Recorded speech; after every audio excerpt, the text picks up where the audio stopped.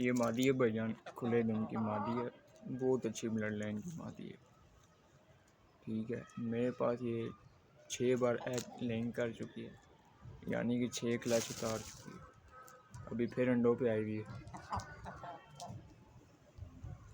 बहुत अच्छी blood line की मादी है, खुले दम की मादी है। गांड जोड़ ठुके में इसके।